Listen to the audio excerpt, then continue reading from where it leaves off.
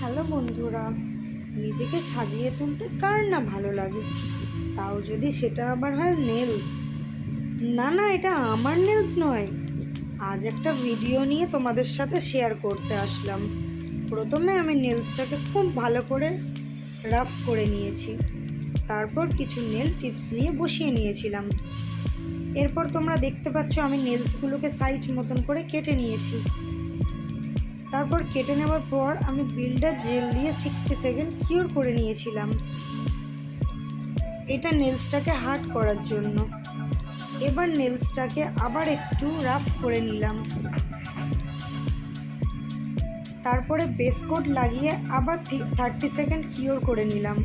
তারপর পল্লবী আমাকে বললো, দিদি আমার বিয়ের বেনারসিটা যেহেতু গোলাপি কালার, তাই তুমি আমাকে সুন্দর একটা গোলাপি কালার করিয়ে দাও।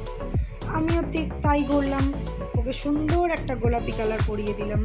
তারপর 60 সেকেন্ড কিওর করার পর সুন্দর করে একটা গোল্ডেন কালার গ্লিটার দিয়ে নিয়েছি।